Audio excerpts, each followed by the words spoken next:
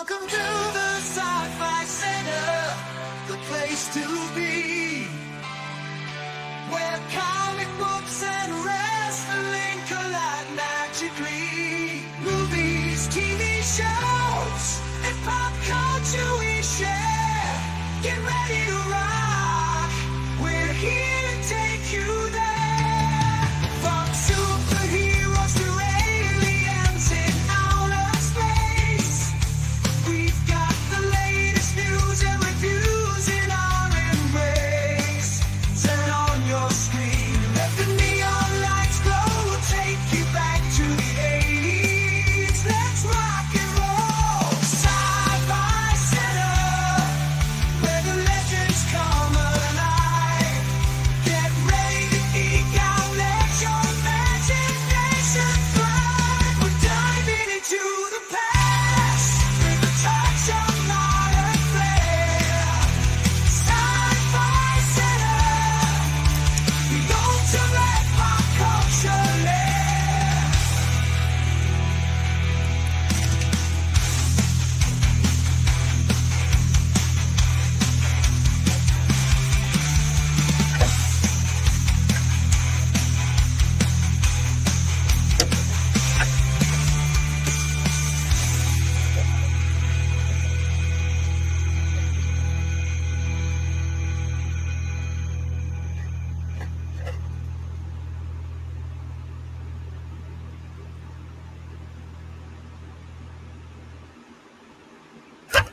Happy, what the fuck is it?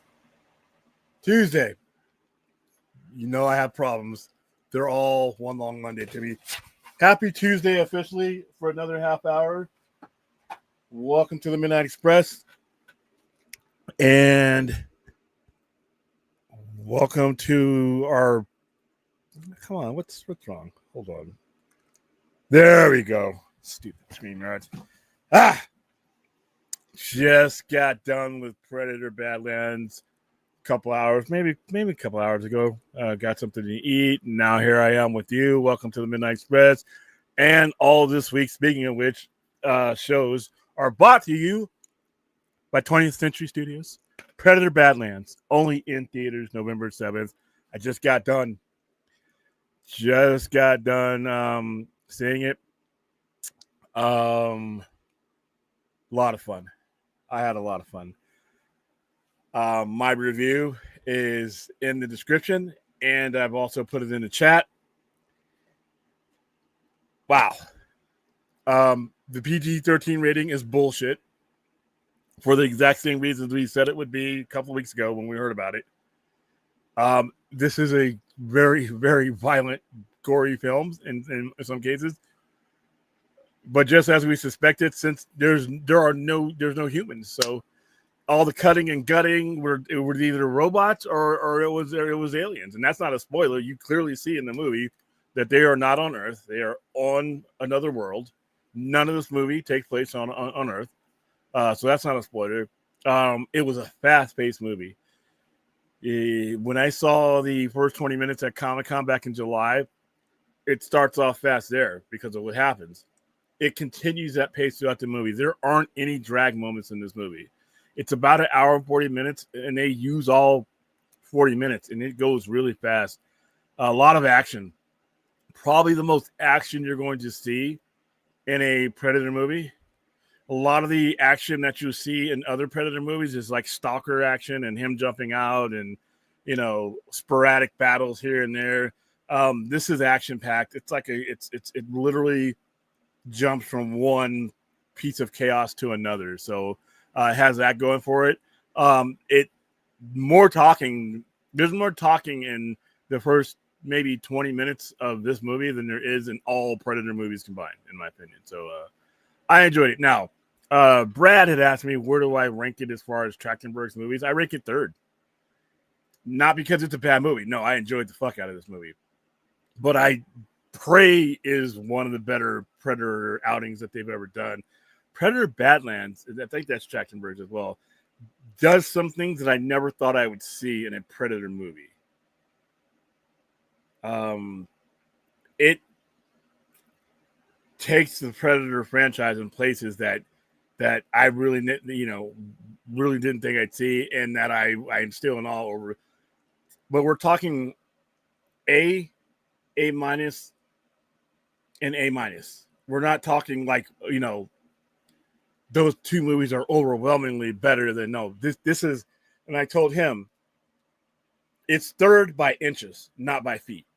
This is a really good movie, and if you like the Alien and Predator franchises, the stupid shit that they did in AVP, because I hate both of those movies. Everything that they try to do in those movies, as far as Weyland-Yutani and everything else goes, works here. It's not forced. It's not jammed in there just to put two brand names together. It actually works. Weyland-Yutani works in this movie. And the Predator franchise works in this movie. I had fears about this because, obviously, like I said, the abysmal AVP and then its follow-up, one of the worst Alien movies ever made. I mean, Alien 3 is always going to hold the top spot for that one, but Alien versus Predator and Requiem combines the worst aspects of both franchises. Obviously, they each have their own worst. The Predator is garbage. So, but this avoids all that. There's nothing in this movie that doesn't need to be there. So I think you guys are going to have a lot of fun with it. It's, like I said, I'd have to say, as far as Predator movies goes, it's the most action-packed one nonstop of any of them. Even if you don't think it's a better movie than certain Predator movies, that's one thing in my opinion that's just not even up for debate. I mean, because it's just, the environment that he lands on is constant chaos, and it doesn't stop. Until the movie goes. So I enjoyed it. So I saw that, and today, November 4th, 1977, this is the 38th anniversary of a show that I grew up with. That is The Incredible Hulk. We'll go into detail about that as well. That's a very important show. You look back on The Incredible Hulk now, and you see a airbrush painted Lou Ferrigno, and what goes by today's standards is extremely low budget. But that show lasted 5 years in an era where there was a lot of throwaway TV shows that just basically were thrown on the air. Once they reached their peak and started to come down, they were replaced with something else. So The Incredible Hulk lasted 5 years in an era of that kind of stuff. Also, even when it ended in 1982, even when it had its last season, it still resonated throughout the decade. It was one of the first live action superhero things that we had, and it was one of Marvel's first that they had on that level, and with that kind of success. And it would resonate all the way until the late 80s. We had TV specials. The very first action, live action Thor we got was from a Hulk special. The very first live action Daredevil we got was from Incredible Hulk special, because that was the only outlet that had been so successful that they used that for that. So yeah, Incredible Hulk. We're going to go over that a little bit, but let me say hi to the chat. All right. Super chat. Larry. Big wins tonight in New York City, New Jersey, and Virginia, plus jeez. Rest in peace, Dick Cheney. Regardless of what you felt for the guy, I'm not going to dance on this grave. Dick Cheney's dead. I've been celebrating and will continue to with you. Okay. I'm assuming you're celebrating the wins in Virginia and New York, but never want to really celebrate somebody's death. Unless it's like, Bin Laden or something like that. There we go. How you doing? You and your koala fighting, that gave me nightmares, Aaron. There is a review that I did. That's the review for Predator Badlands. Aaron, big news in the Commonwealth. David Beckham has just been knighted, and now we have to call him Sir David Beckham and his wife, Lee. I thought they were already knighted. God damn, that shows you how much I know. Mr. Duck, how are you doing? Aaron, I liked your review. I'm pleased with the fact that it's violent in it. And he says, yeah, it's really, dude, like I told you guys, during the first 20 minutes of the Comic-Con preview that we got, all 3Ds, death dismemberment, and destruction in the first 20 minutes. So, and it doesn't let up. It doesn't let up. There's some humor in there that I didn't think was forced. It was the one thing I do like about this movie is it expands the lore of the Predator. I know a lot of people are going to be like, well, if it's not the guy hunting in the jungles, and hunting man, hunting in the city, I don't want to see it. But this being added doesn't take away from that. You still have those movies, and you'll always have that aspect of the Predator, but it creates a much larger understanding of the Predator, its tribalism, and the species. The term Yautja, it's not what you think. How we've been using it and how we've been applying that term is wrong. When you see the movie, you'll understand. We'll go into on the Saturday show. We'll go into much deeper, spoilery talk than that because the movie's not out yet, and I don't want to fuck it up for anybody. Yeah, it is very violent.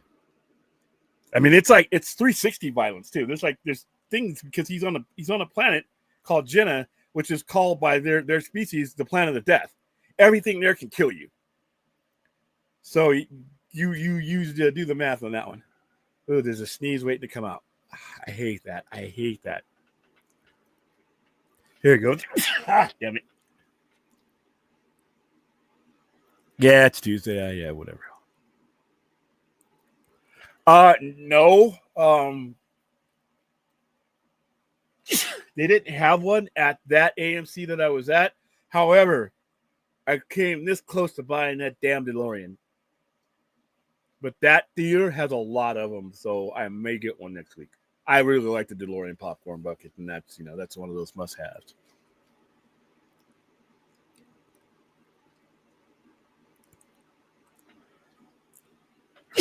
Fucking allergies. Definitely saying it ASAP. Probably means in Spanish or English or Spanish subtitles because I can't wait to get on. Where are you in Mexico? Damn.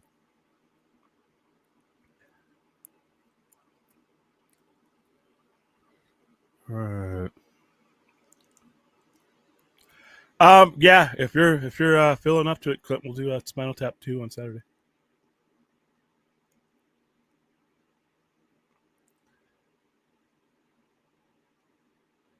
All right. Let's see. Happy birthday to your brother. How you doing, Dan? Long time no see, man.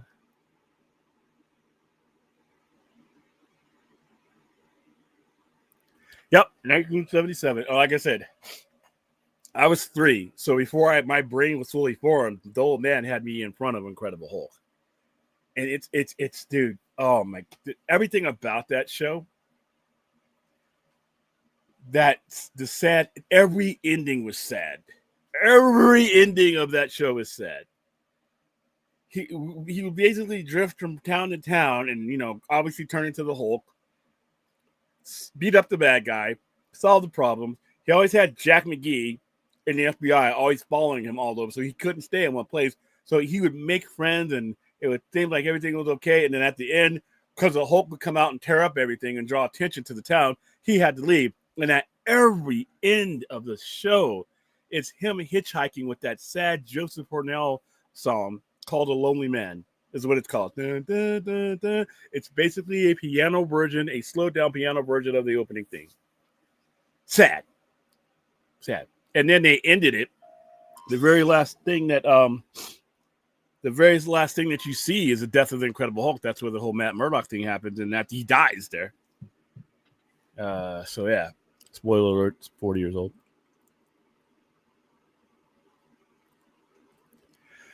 Oh shit. Of the 3 Trachtenberg movies, I put it third. Of the Predator movies in general, that's a tough one. Predator, I got Predator number 1. Because it was groundbreaking in 1987. I have Predator 2, number 2. I have Prey number 3.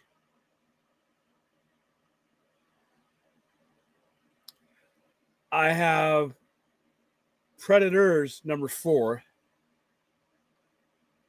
I have Badlands number 5. If I'm getting that right in my head, I'm trying to think because I should have been expecting this question.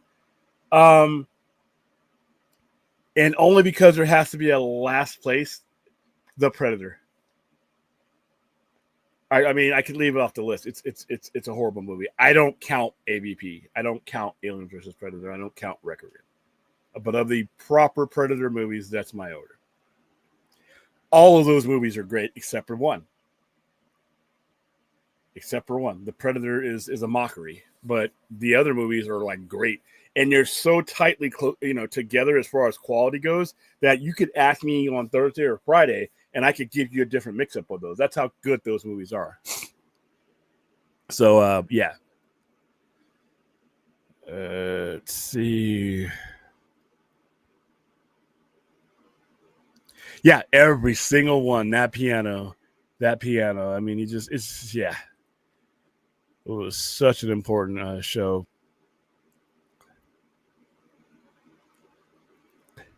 Yeah, that's what I mean. That's what made if you look at the shows that we think of in the 60s and 70s, you think that they lasted forever, and some of them did. But a lot, Battlestar Galactica, the Glenn A. Larson version, it lasted like a season.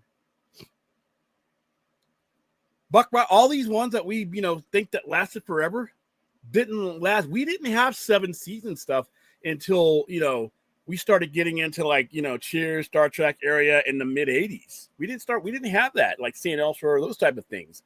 Prior to that, the big shows that we know, A-Team only lasted like 4 or 5 seasons. Knight Rider, same thing. A lot of those shows that are iconic shows didn't get the link that a lot of people think they did. Because our viewing trends in the 80s were different than they were now. We were more dedicated to the night of the week than we were to the show itself. So whatever you put on Friday and Saturday and Sunday, we were watching. And when that slipped and ebbed, they threw something else in there and just spike them up. So that's what Glenn A. Larson made an entire career of just not throw away, but really quick, amp it up. As soon as it starts to fall, get it out, get something else in. And these shows that got canceled or turned off didn't hurt his career because the people who were ordering shows from him knew he was going to come up with something that would buy them another 2 or 3 years. And as long as you could string those together, you were good. Oh, listen, he's back in the he's back out of protection and sitting in a familiar environment, grunting as usual, doing this shit like a goat. Hello, Brad. Hello. You co-hosting with this dude who sees movies before I do unfairly. So how is it unfairly? I hear you'd be. I'm the journalist. Which is why don't you have? You should be getting credentials. Yeah, I get for screenings. That's the thing about it. I mean, joking aside, like screenings don't tend to happen close to me. They you get screeners is one thing, but for big blockbusters, of course, they don't put out digital screeners. So if you're not like in one of a kind of a big urban landscape where they'll do press screenings, then yeah, probably. But you're not too far away from one though, right? I know you live in Mayberry, but you live close to a major city. I mean, Savannah's a major city, isn't it? It's a historic city, but it's again, unless they're keeping it really well hidden from me, they don't really do early showings or the press screenings. So what's the nearest major city? What's the nearest metropolis to you? Is it Atlanta? Probably. Well, I don't know. Does Jacksonville count? Because that's about 2 hours away from Florida. Me. Yeah, Jacksonville's a major city. Yeah. But even then, that's like 2 hours away. Actually, I remember it's not practical. Yeah. I tried to get one when the original Wonder Woman was coming out, but that was up in Atlanta. How far is Atlanta from you? It's about a 3-hour drive. And plus at that point the movie was 3 days were coming out anyway, so it's so you live in Georgia, but not in you're just far enough away. It's this weird purgatory. Your old man did the same shit my dad did. Because guess what's close? Guess what's within arm's reach? The fucking base. Mm-hmm. The base is right here. I drive past it every day, man. And it's it's an army base, right? It's Hunter Army Airfield is okay. Yeah. What have I always told you people? The Army is not going to put you next to civilization. The Army is going to put you where the Army puts you. Mm-hmm. Perfectly placed where you can't get this shit. You can't get the nut. Look on the map. It's like a triangulated plan. You ain't going nowhere fun. Air Force, right in the middle of the city. Navy, right on the coast. Marines, right with the Navy. Army, wait a minute. You can find us on a map? Oh. Well, it's always near a wooded area, too. Yeah, wait a minute. We didn't mean for you to be able to find that. And you can get to somewhere from there? Oh, no, we have to change our plans. Let me know when your compass no longer worked. That's where we're going to put you. And that's why I tell William, I was really fortunate when the Snyder Cut was coming out, because of the circumstances of its release. They were putting out, it was, that version was a HBO Max release, so they were putting out digital screen links for that. Okay, hold your thought, guys. Stop with the Dick Cheney jokes. I'm gonna go to hell because of you guys. Yeah. It's like, all right, I understand, but let's make it a standing policy on this show. We're not a political show, guys. Well, not the pure, no matter who they are, unless it's like an evil. I mean, not just political. I'm talking about like a, like on May 1st, 2011, we were all cheering when Navy SEAL Team 6 got that. Okay, or fine, but come on. Yeah. I can feel the fire. I can feel the fire below me right now, burning. But anyway, that's why I was, because the release of that, it was an HBO Max release. They were able to, if it had been like released as planned, like a normal like blockbuster tentpole kind of, again, at that level, they just don't do digital screen links for it, which sucks, because then again, like, people again live in like, if you're not in New York, LA, Chicago, Atlanta, so like you're not getting to a press screening for like big things. You weren't even in the Army and you got the curse. Pretty much. Got the curse. Yeah. Oh wow. My dad was in the Air Force. The Air Force, Las Vegas. There's the Air Force. Where's the nearest Army outpost, major outpost? Let's go to Fort Irwin. Let's not. And you've been to Hunter, right? Yeah. Yeah. Wow, oh my God. Oh my God. That was that's a while. That's a long time. I was there for literally 80 minutes, I think. And that's all I needed. That's all I did. Williams always says the U.S. Army. Yeah, we get the armpit. Yeah, we get the armpit of like even like you say like Schofield, because I lived on Schofield. We were living in Hawaii. It's like that's Schofield. Think of Hawaii. Okay, I want you guys to stop. Everybody stop. Close your eyes, and I want you to picture Hawaii in your eyes, in your head, and whatever you're picturing right now, that is not where the Army is sending you. Okay, I promise you. You're thinking the sounds, you're thinking the shirts, you're thinking Magnum PI, you're thinking Hawaii, right? You're thinking Hawaii. Oh no. Schofield is like it, in my opinion, is like a shipwreck installation. That's what that fucking place reminds me of. Now, admittedly, it's only like a 20-minute drive to Honolulu, but you know why? Because Hawaii's not big enough for the Army to find another armpit. There's water surrounding it. Trust me, if there were an extra 2,000 square miles in Hawaii, trust me, the Army would find another place for you. Because it's the armpit of a fetus, geographically speaking. It's like, It's go. Oh, you were in Hawaii for AT? Yeah, no, I was at Schofield Barracks, and it's barracks. Remember that word, barracks. Mm-hmm. It is how it sounds. Oh yeah, the place we lived in, funnily enough, it was the only two floor installation housing we ever had. My dad was enlisted, but still, it again barracks. Oh, by the way, senior enlisted, they live like shit too. Usually in the military, even in the Army, E7s and above, officers, you got some good things. You go on base housing, you see the difference between the base housing for like the E8, 7s, E8s, sergeant majors, all that kind of stuff. It's a significant difference than the E6s and below. Not a Schofield. Not a Schofield. You might have some newer paint. You might have an extra, and I'm not fucking with you. You may actually have an extra 400 square feet in your house. I'm serious. And that lets me know that you're an E7 and above. And how many square feet does the Sci-Fi Center have? I got 1,300 square feet. I'd be living like a king in Schofield. Third of your dad would be living. Your dad. Those are the Army's living standard square footage for your dad, who is an E8. He retires in E8. Yeah. Yeah. He wasn't E8 there. I think he would have been like, because he got promoted to first sergeant. That would have been like what, E6? Well, first sergeant is right? First sergeant is a designation to an E8. So yeah, once he's an E8, he can be that. But yeah. Fuck yeah. The Army will send you in those places. Yeah, the U.S. Like if we had bases in Australia, they'd be sending us to the outback. No, we'd be in the outback. No shit. We'll joke about it. The Army would look at the outback and be like, "Fuck it, that's big enough to put a base here." It'd been big enough to put like 20 bases out there. Yeah. And they would do it. They would do it. Everybody else would be in Melbourne or Sydney or, everywhere. When you think Australia, the armies will be like, wow, there's a lot of land. Because it's about the size of the continent. It's actually probably a little bit bigger than the continental United States. Yeah. And the army will find, and they'll put several. They'll ask the Australians, what's the places where even Australians don't go? Oh, we'd like a list of that. We got like this 2,000-mile desert smack in the middle of the island. Yeah, we'll build about 50 bases out there. There's animals out there that can kill you. We got ammo. Yeah, that. And actually, real quick, do you watch V on NBC? Yes, I did. It was an event. It was an event. We've covered it on the show. It was an event. V was back in the day when television miniseries were an event. When you went home, ate dinner, got your homework done, you got with the family, and you watched. V was a massive event. Yeah, I did watch that as a kid. What were you going to say? Also, we got a little bit of news today. The Mummy 4, officially with Brendan Fraser and Rachel Weisz, officially greenlit.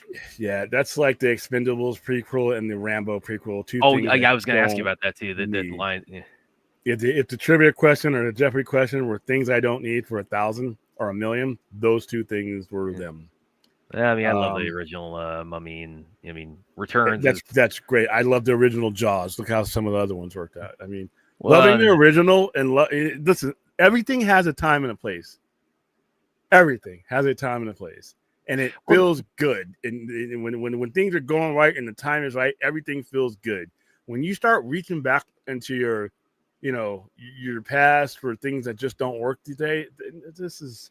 Well, I think part of it's also Brendan Fraser. Of course, he's had a big he's really bounced back because he fell into some pretty hard times for like in the mid 2010s. So he's and he won Academy Award too. So he's okay. So Rachel Weisz has had Academy Award for twice as long, and they're both Academy Award winners. Doesn't need I need a Mummy 4. Better bring back Jonathan.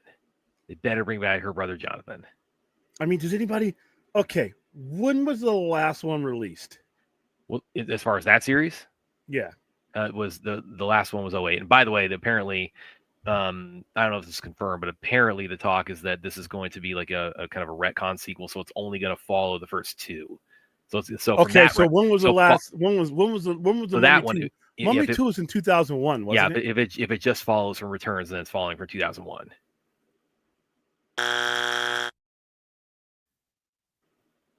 I would even say just fall from 99 because it's that's even further down the yeah, but it's by far the best of the series.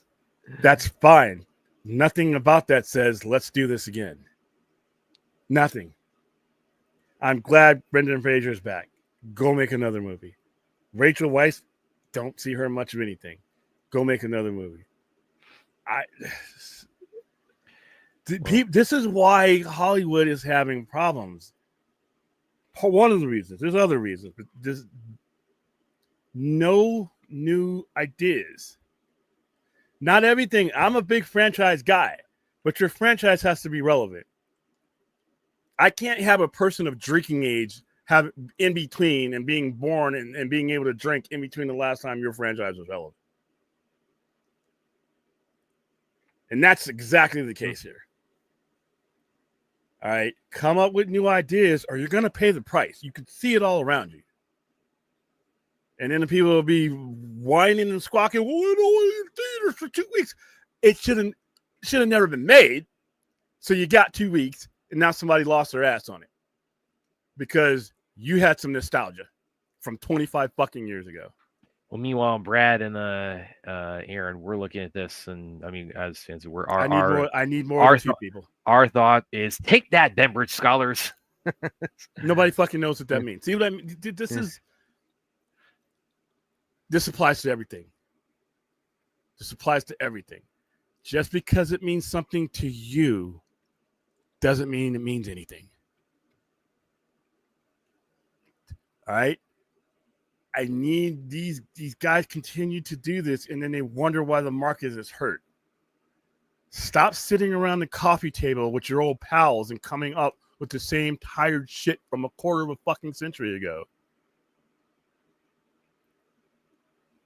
This is what you're giving me. We can't do something newer. We can't do something better. This is some straight to streaming shit right here. But you're going to add liability and put this in the box. I could see this. Now they better have better CG. In fact, don't do the CGI lobster character at all. Just make him the Rock again. Don't do the movie. Don't do the movie. Ship sailed, man. I don't want to hear any complaints about streaming. I don't want to hear complaints about the box office is suffering. We're killing the box office. No, bad, tired, old ideas are killing the box office. Your median generation wasn't even alive when this fucking movie came out. Who are you marketing to? Well, I mean, they did as you've said in many other instances, they did the internal analytics. They determined there was a market for this. No. See, no, that's what you're supposed to do. That's what the smart people do. That's what the successful people do. That's what you're supposed to do. That doesn't mean they did. Because those same people who were supposed to do their jobs made Furiosa.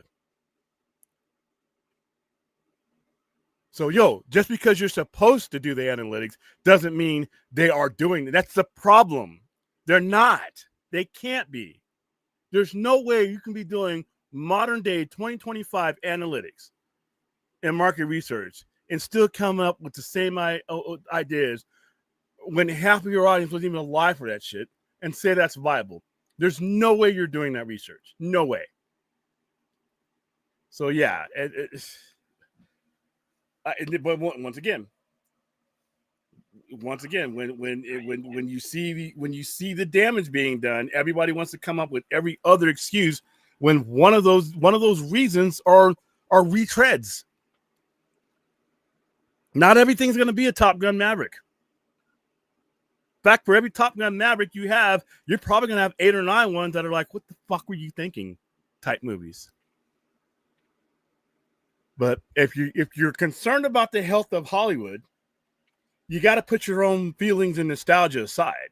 If you don't care and you just wanted to die, that's cool. I mean, I got a big 75-inch TV, I guess. We'll just continue to go to that. But if we're going to do the franchise thing, it's got to be a relevant franchise.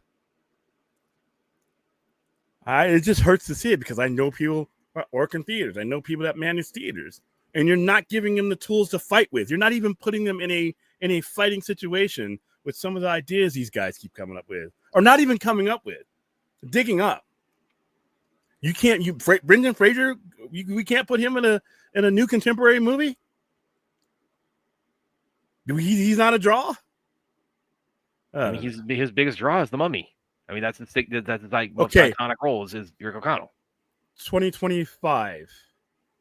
We don't do money doesn't time travel, Brad. Hey, listen, dude, I wish I could go back 20, 30 years and get some of the money that I had back then. Money doesn't time travel. Your 1990 hit doesn't mean jack shit in 2025. Great. Wonderful. Iconic role. The fuck does that mean in 2025? I mean, men enough for them. I'm asking a question that I shouldn't be asking you. They're not doing this research, dude. They're not doing it. It can't be happening. With some of the ideas that are making it past people who are literally there to make sure that these things don't happen. In October's box office overall, my goodness, that's a bloodbath. Oof. But hey, everything's okay. Everything's fine. You know, as long as your guys' bad idea doesn't end up in good ideas that I want to see being making. Because here's the thing about these studios. When something bombs, that people who finance these things their pockets start getting a little bit tighter. So it'd be easy for me not to go see a movie that I think is ill-fated and ill-advised. But guess what? If that same studio is in charge of another franchise that I want to see that made, and they say, oh, you know what? We took a bath on that other idea. We know we're not in a good position.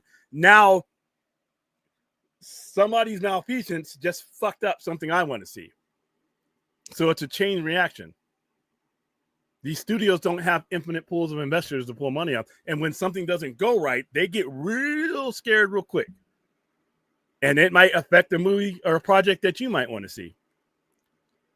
But hey, I'm whistling past the grave. It's all going okay, I guess.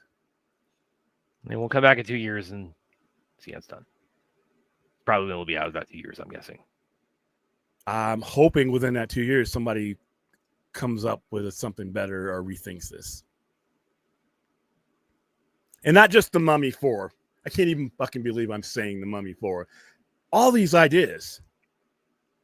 What's happening with the people sitting around those expensive tables, drinking that expensive coffee, making a lot of money, highly educated individuals, film school people, execs, people far smarter than me, in charge of far more money. What's going on in those rooms? I am taking for granted that higher end conversations are happening. But when you see the results, it's like, well, shit. My faith in that is a little bit shaken. Yeah, this is probably honestly that the two. I can't even believe. I can't believe you said that. B, I can't believe. As far as the Mummy's concerned, I mean, that's pretty inarguable. One of those guys can afford to have that kind of thing happen. The other guy can disappear for 10, 20 years and come out and then go away for another 10, 20 years. It's just, Tom Cruise can absorb that. Didn't hurt his career at all. Didn't hurt his career. I couldn't find. Brendan Fraser could have done a cartwheel on my fucking forehead, and I wouldn't have recognized him after as long as he was gone. Happy you're back, congratulations! But yeah, I'm going to bet on Tom Cruise. When it comes to The Mummy, I'm betting on Brendan Fraser. That's not even a worthy. That's not even a battle you should even waste your time on. That's like a stupid confrontation because what? One movie was bad, poorly executed. One movie was really good, but I can't spend 1999's money. I'm just wondering what's going on with the Idea Machine. Is it just YouTubers coming up? Like I said, because we can say and do stupid shit and there's no consequences. We can have a dumb fuck opinion on YouTube. Nobody's going to lose any money. Those guys in that office, their ideas have consequences. I just hope they start thinking, like I said, they are as much a part of killing the box office in the cinema as anyone else. Any other element you want to be streaming, you want to say greedy that, bad ideas are as equally a part of the decline in cinema as anything else. It has played its part. Skipping past the Cheney shit, you guys. We're not a political show, guys. Well, no, not even just political. We're not celebrating that. Damn, dude, this body's he just died today. Jeez.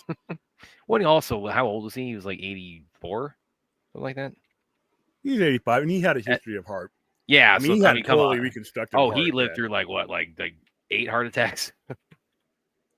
I got this. By the way, why would you put plane tickets? Because plane tickets are digital, and then I'm like, I got it. It's Clint. Thank you. By the way, if you haven't seen a Vice where Christian Bale plays Cheney, see Vice because he is awesome at that. Yeah, he actually is. I saw Back to the Future re-release. There were quite a few people pretending. Yeah, I heard it did well. I loved the movie when it came out. Yeah, I loved that movie when it came out. I just never. I've seen it a bunch of times on cable, but that's just not a re-release I felt like going to see. I am getting the bucket though, but I don't have to see the movie to get the bucket. That's a cool thing about these popcorn. Now that's a Hollywood good idea.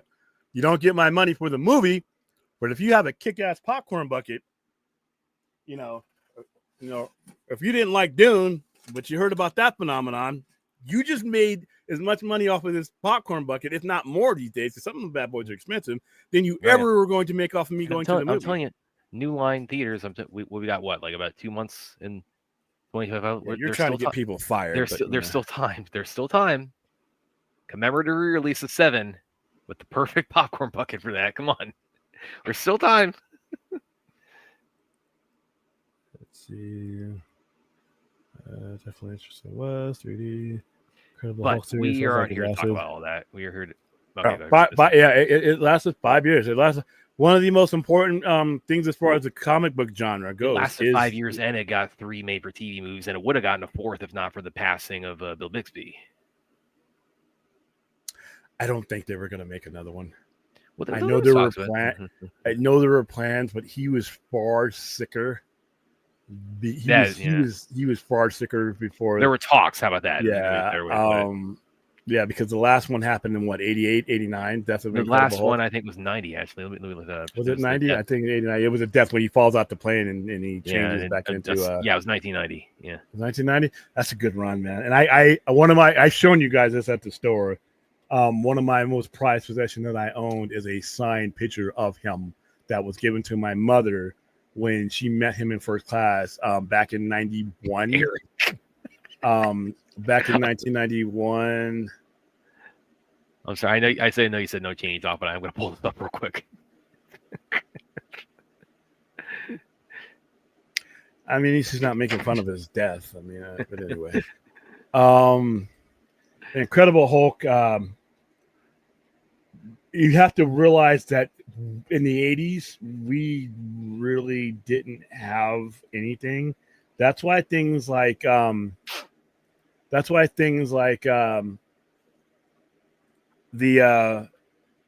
Batman and Superman were big.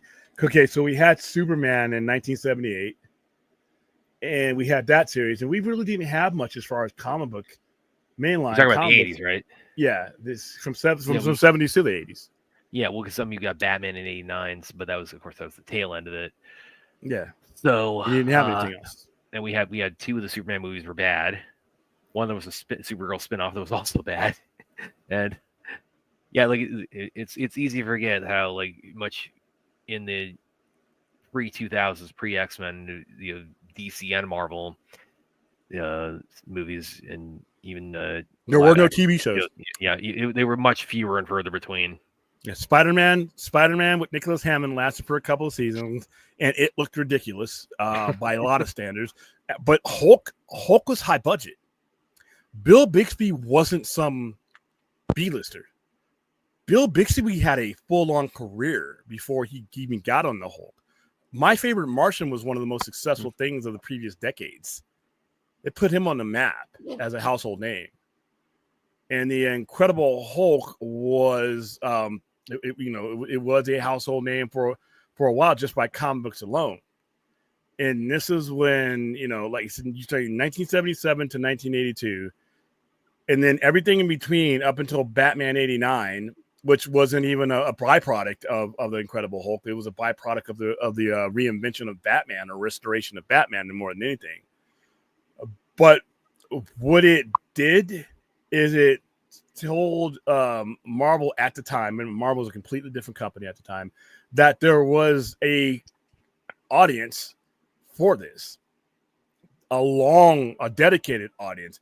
When they went off the air in 1982, we thought the story was told. I remember watching the last episode of the Incredible Hulk, and then they started talking Incredible Hulk when the Incredible Hulk ended in 1982. It was supposed to go immediately into TV movies.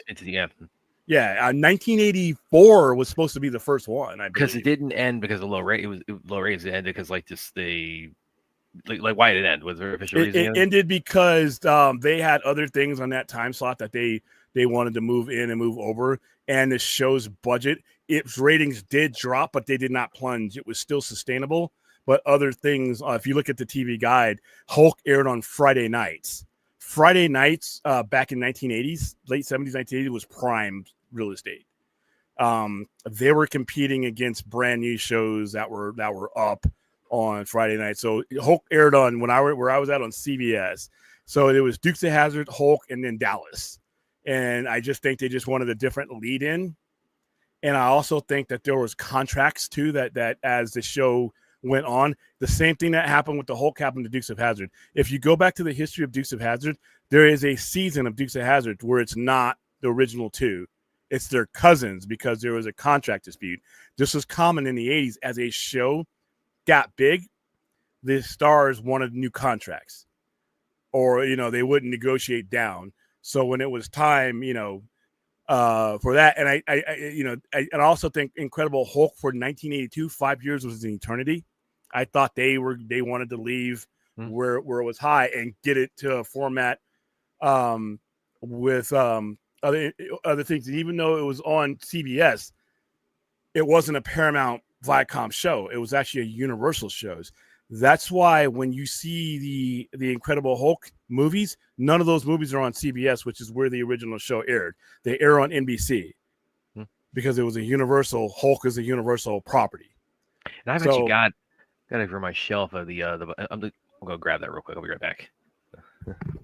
Yeah, but this show was a big budget back in 1982. I mean, just Lou Ferrigno alone. Lou Ferrigno was a guy who was at the top of his game. Lou Ferrigno was a world-renowned bodybuilder, one of the biggest people in the world as far as both stature-wise and notoriety-wise. And just putting him in the makeup, I mean, he was in the makeup for a long time for those shows. So let's see.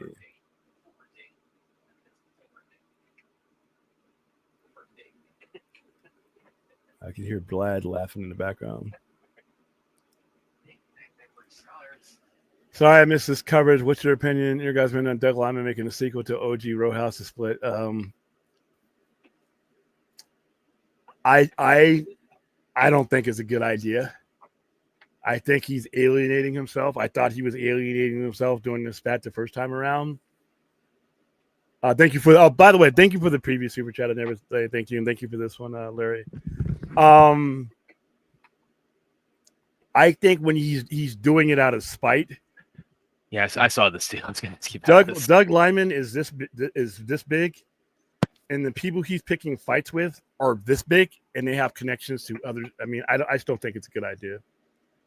You know, I think it's a bad. I wish somebody, you know, but hey, I mean, he's a grown ass man. He's got to figure it out. Yeah, I mean, it's. I mean, he definitely burned. If that bridge wasn't burned already, it's definitely in the process of being reduced to ash with this. But yeah, I was going to get my shelf. I got the box set of Incredible Hulk Returns, first TV movie with our Viking Thor here, and then Traveling Incredible Hulk with Daredevil right there. Yeah. And the first, like I said, that looks horrible just from looking at it, but it's all we had. Yeah. Well, I mean, eventually, you know, it made its way into the comics and then made its way onto Netflix. By the way, there's no connection to the. And this right here, the Traveling Incredible Hulk, that is the first Stan Lee cameo too. He's one of the jurors in like the dream of, which by the trial is actually only a dream, but that wasn't the best. That was the first Stan Lee cameo though. The math is math. No, they didn't. This is where that's what's supposed to happen. No, they didn't. Like I said, if the people whose job it was to do that, then how the fuck do I get Furiosa?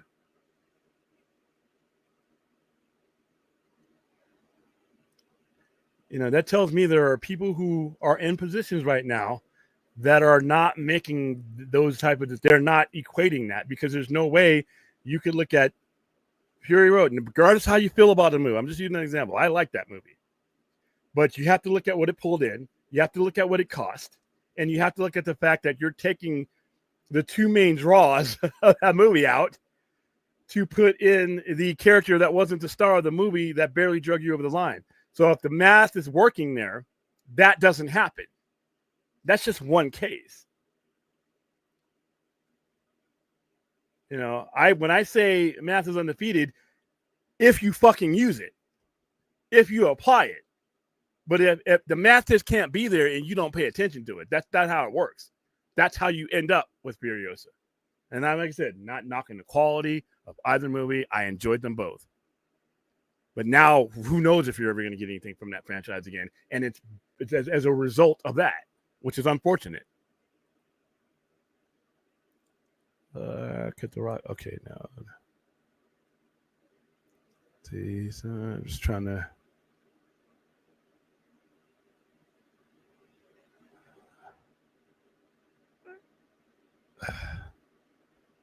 Dude, what are you doing?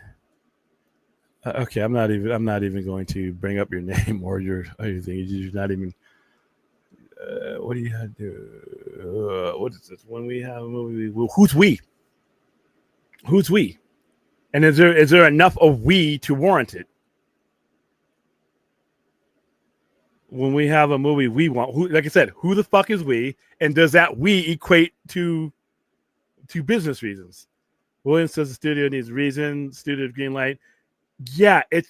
You understand that this is for prop. This is not a charity.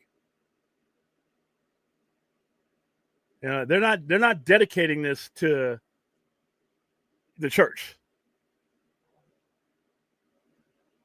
I mean, you know, if it were some trillionaire who just made movies because, you know, he wants to see them and he doesn't care about money, but no, these are people who are publicly held companies with publicly held money. So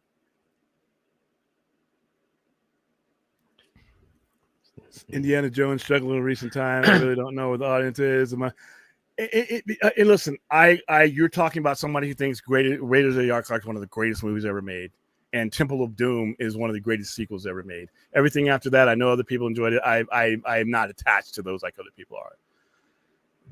Once again, though, the magic isn't forever. When I see literally an 80-year-old Harrison Ford out there struggling and doing a lot of that, and then the last two, the stories weren't that good, and you could feel the magic just wasn't there, and the numbers showed. There's a time and a place for all this stuff. If you love India, I love Indiana Jones, but you know what? I got two great movies that I can throw in anytime I want to see Indiana Jones. You don't need to keep making, and don't remake that series with a new actor. I don't need to see that either. Like I said, I mean, I can't believe, I could be wrong. Once again, I'm not there. Even if you think you can make a case for this, are you making a 2025 case or a 1999 case? Because I got a news flash for you guys. All right. 1999 money don't pay 2025 bills. It's a gut feeling I have.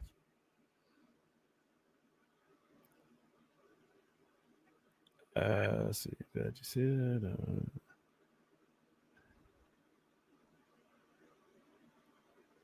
Well, he did eject that. Dead. Oh, you're saying he should have been dead? Yeah, of course. I mean, yeah, sure. I mean, there's nothing that they do in the original things. Top Gun. Tom Cruise. Yeah. I mean, that really is like, you could summarize Tom Cruise's entire career as this man should be dead. Well, and even if you look at it logistically in Top Gun, when he does the MiG, when he comes over side down, you can't do that because the two tails would collapse against each other. They would have crashed. What are you talking about when he inverts the plane? Yeah, you can't. Yeah, they every time I see a pilot see that, they just get like, that's fucking bullshit. Like, yeah, it's Hollywood. Well, because there is clearance because there's enough space where like the two fins aren't like rubbing up against each other, but it's still like really. Plus, you would never ever get that close to a jet like that. Well, again, this goes to like the speech he hears at the beginning. It's like you're not taking a promotion. You for some reason you won't die. Same with comic book movies. How many damn times are studios going to recast, reboot, reimagine same characters over and over and over again? They're gonna have to because people aren't immortal, so you're gonna have to. Hugh Jackman is going to get replaced. You know what? Going back to Mummy. Around that. You know? Going back to Mummy real quick. The other thing that really kind of jumped at me about this is because it's gonna pull up who's gonna be directing. All right. Time and place, exit to pay. Okay, that Matt, wow, you are the champion of bringing up horrible comparisons that sink your point to the bottom of the ocean. Matt Bettinelli Olfen, he's done some movies. He's done a couple. He did one of the more recent couple of the recent Scream ones. And that's why I don't know who he is. And Tyler Gillett, so it's gonna be like a duo directing. Directing what? directing The Mummy, and I'm kind of in this. I'm kind of like, where's Steven Sommers been these last like 10 years? Because the last thing he the fact that you haven't had to ask yourself that tells you probably the last thing he directed was Odd Thomas, which was actually the last movie of Anton Yelchin before his after his untimely his unfortunate passing. And that I have data on the Predator movies. Fourth, I have recent data on the Predator movies as far as to gauge interest. That's the topic of the night anyway. So let's go into that. Yeah. I covered it before you came on, but I can cover it again. I have recent memory. I'm not digging back 25 years to figure out whether there's still an audience for the Predator.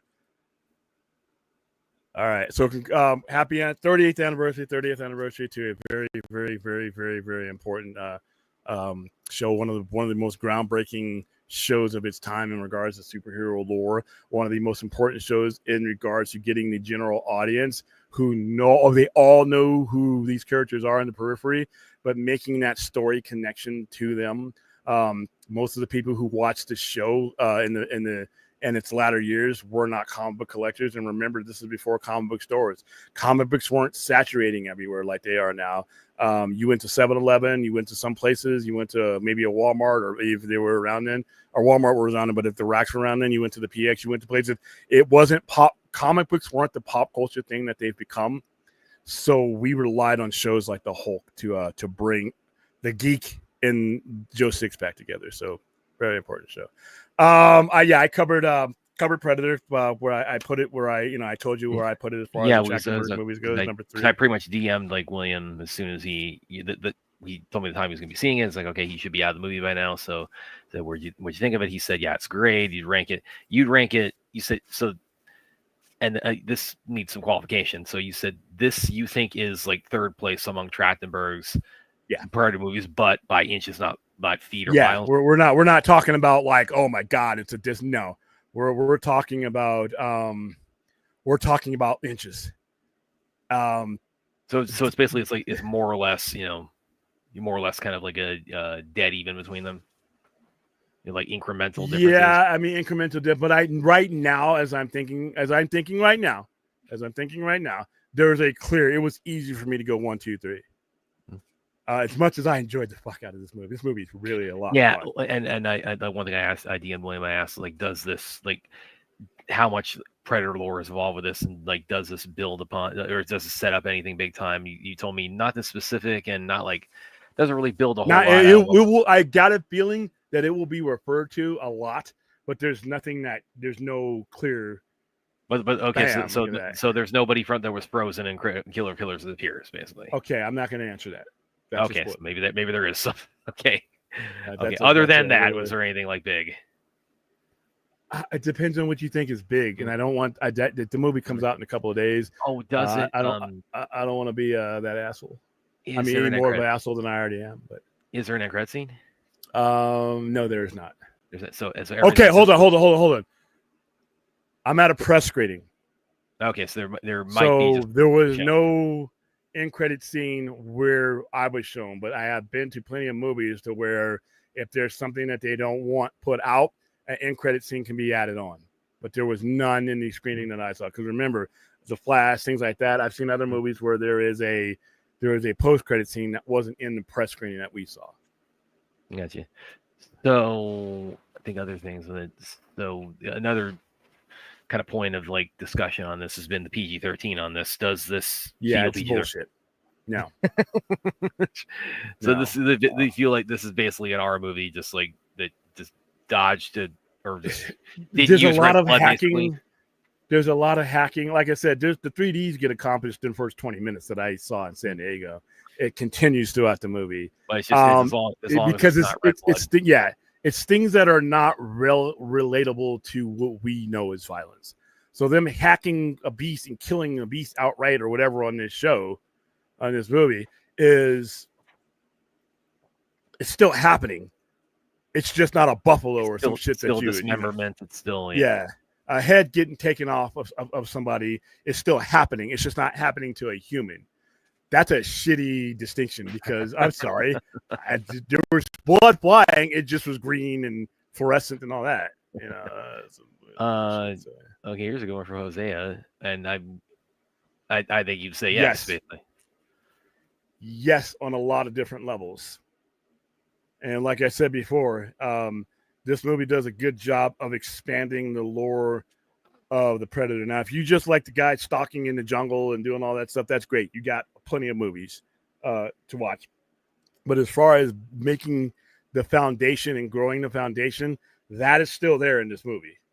But there are other aspects to, and like I said before you came on, the term Yacha, we apply it incorrectly.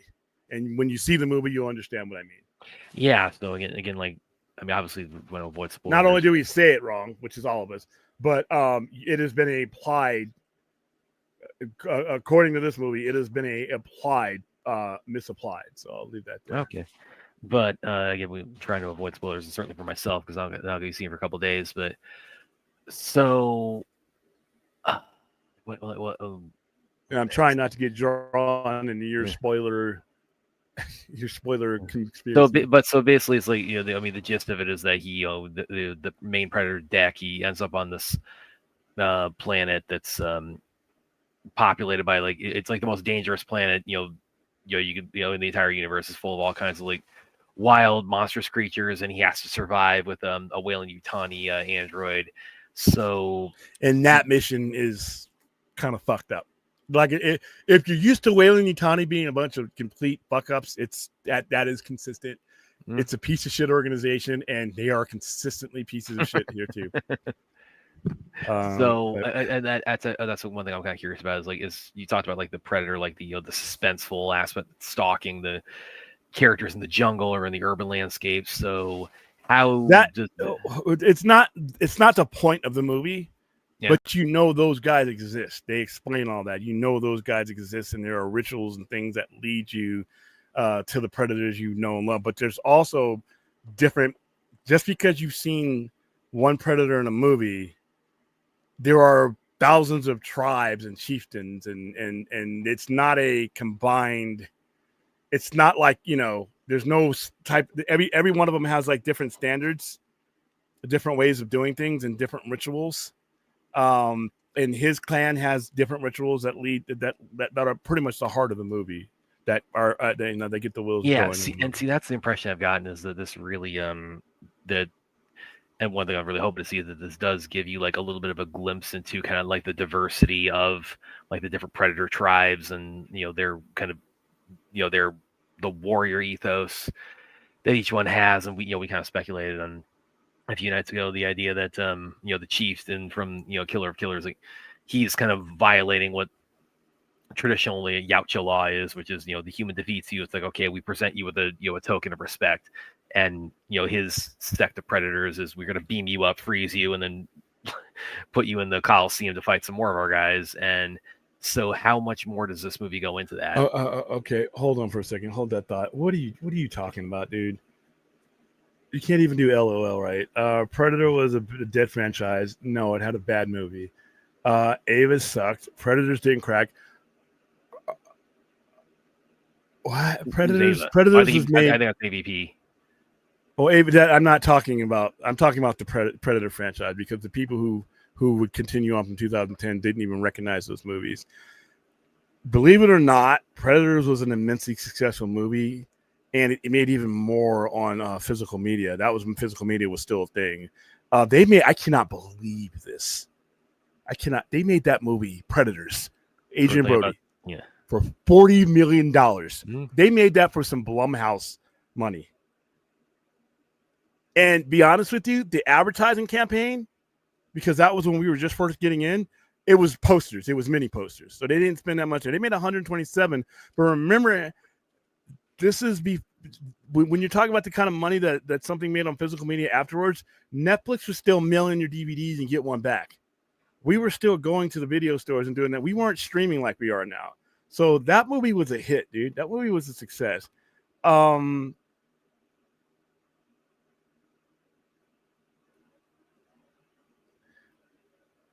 but it wasn't. It had one. It had a bad movie. It had a bad movie that scared people. Once again, bad decisions. But the Predator franchise, as far as financially goes, has had one bad movie. So I don't know. I don't know what your point was there. Go ahead. Oh yeah, so I was just asking about like how much does this go into like the the diversity, like how much does it delve into the predator culture and like the different kind of the sects and tribes and like is that not really? It lets you know that they're there, but there's not enough of it. It's mainly him and her. And from there. It doesn't dive a lot into that. You know it's there, but it's not the point of the movie. It's the rituals is the movie. So what his mission is the ritual. So like when you talk about this like flipping, now we've got the predator as a protagonist. So like how does this does this go with like a different angle from like the suspense kind of angle of like the original, or does it take like more kind of an adventure feel to it? It's more of an adventure feel. Yeah, it's okay.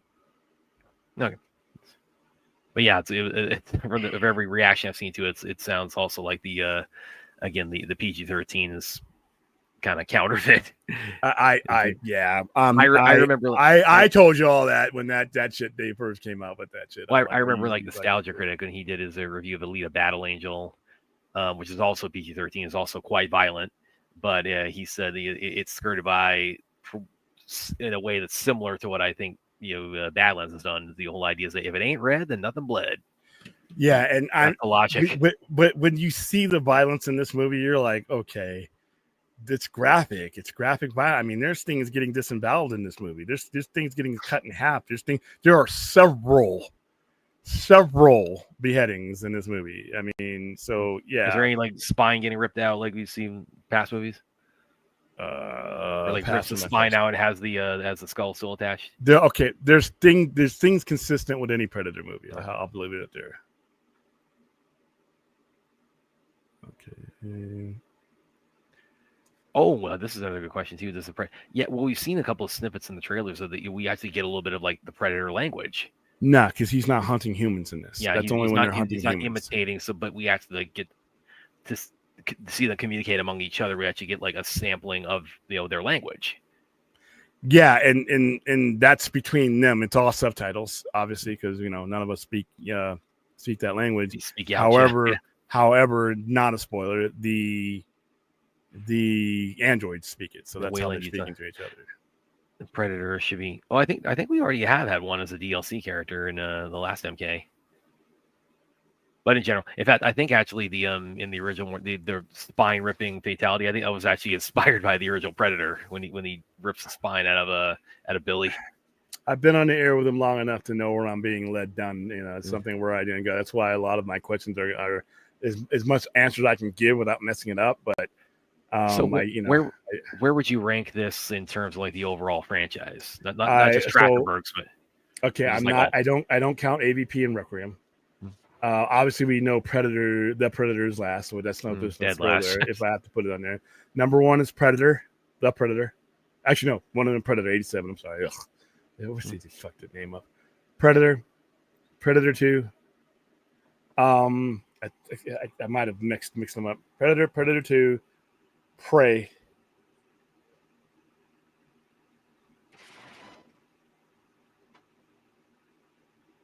Predators and Badlands. I think I kept that the same. Whatever because somebody asked me this before. But yeah, the first two original, the first two, the 1987, 1991s are 1 and 2. Prey is number 3 for me, and then I would say going in for me, I go back and forth. It's like I could rank either the original or Prey as my number 1. See, Prey, I like Prey, but it's now that's a movie that's miles in between 2 and 3 for me. That's just me. Predator 2 is miles better than those Prey. two for me. Prey is really good though. Yeah, for me, it's a photo finish between whichever one. I can go back and forth in either one, but either one of those is going to be 1 or 2. Then after that, probably Predators is where I put 3. Then Killers. I have. Oh yeah, Killer. Yeah, you get that. Yeah. Then I put those in my original. Yeah, I would put that in there right after Predators. AVP. I'm guilty of saying AVP. That's about where. And then the Predator is like, if I'm excluding, I'll go ahead and include AVP. The AVP is like I put like I should put Requiem higher than the first one, and I put that after Killer Killers, and then the first AVP, and then big gap. Whoa. Where do you have Requiem ahead of? AVP of the first AVP. But where do you have those movies should be one of the dead last three. You have those movies ahead of what? You don't have those ahead of Killer Killers, right? No, I have them behind Killer Killers. And what's behind those two movies? The Predator is the only one that should be yeah. done. The Predator. So you have those at the bottom as me. Okay, yeah. Cool. I thought you had those movies ahead of like. No, so going into this, I rank it again. I back and forth on Predator and Prey is between number 1, number 2, then Predators, then Killer of Killers. That's more of them. I did. It's late. I'll think about this. Then Requiem, AVP, the Predator, and again the Predator is dead last. Yeah, it's the Predator. As I said before, it's like I think that's the worst of both franchises. Is the Predator. Predator 2 is a great idea, but it suffers from so much camp out. I almost don't believe in the same what. Okay, it's consistent. We also got to realize the year it came out. Predator 2 fits right in the environment that it's released. It's actually in the future, but it fits. It's 1990. In the future at the time, yeah. Yeah, it's 1990. It's camp now, but at the time, dude, Predator 2 is. Oh, I love that movie. Yeah, and I forgot to include in mine. Let me reset that. So it's like Predator, Prey 1 and 2 spot, Predators. It's probably still Killer of Killers before that. Then Predator 2, then big gap, Requiem, AVP, huge gap, the Predator.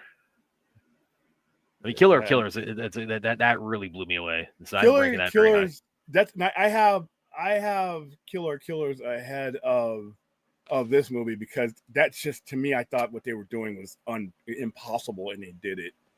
And you mean like the mythos expansion and the story and how that was animated and how that was done was like, wow, it far exceeded that. And I think Prey is one of the better science fiction movies released in the last 10 or 12 years. Oh yeah.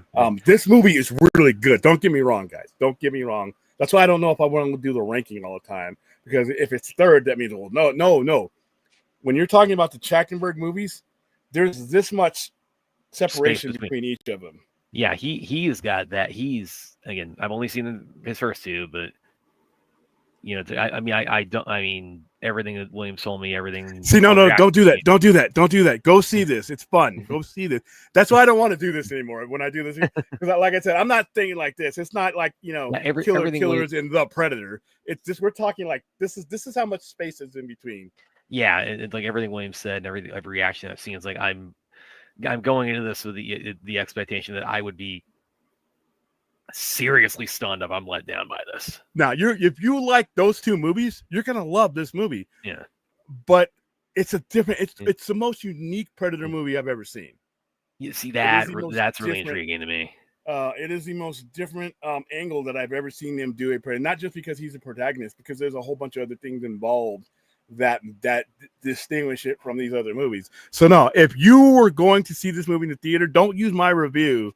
Don't use my ranking. Is that anywhere? Because you might see these movies, Jose, and you might come up with something completely different. It's all subjective, dude. So go see it. Yeah, but again, like the esteem I have for what Trachtenberg's done so far, and like everything that's been described. Like, I mean, it sounds like almost like it's like it's like the mindset I had going into Ballerina, where it's like as big a John Wick fan as I am, was like, well, again, they would have to put effort into ruining that for me based on who's involved and the tracker they have and all the responses. It's like, it sounds like, yeah, this is about as safe a bet as you can get if you're already on board with this franchise. But I think this movie's going to do really well too, by the way. I think it's going to do really well.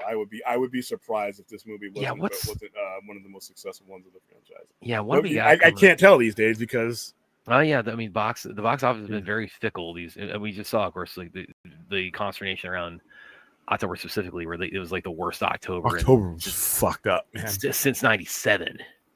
That is not what the box office needed. Yeah. Well, it sounds like this might be what the box office needed. But see, most of this shit that they're releasing in October, they just want to get that shit out there. So, Oscars. Yeah, that's true. Yeah. Well, which is why, again, they are not losing sleep over a smashing machine not lighting the world on fire. Well, yeah, because I am so torn with this. On the one hand, I trust Michael Mann. On the other hand, I'm like, okay, everything I needed to know or cared to know about those characters that these awesome actors are playing, by the way, was in Heat. The zenith of their character arcs, or we're at the end of their character arcs. Even if you write a brilliant story that precedes it, the part that I actually connected with was when all that is already done and we find them at where we have them at. When we find Detective Hannah where he's at in life, when we find Neil where he's at in life, and that's why that conversation at the coffee shop is so powerful, because it's them reflecting on things that we don't necessarily need to see. Their words told me. I'll never forget that scene. That the whole, you know, the whole, you know, the victims are, you know, they're staring at me and I'm staring back at that. I don't need to see what Hannah went through up to that point, because he expresses it so powerful there. So I don't know if I'm going to have the same connection with these guys. And I know how it all ends for them. So it's like, it's going to be good.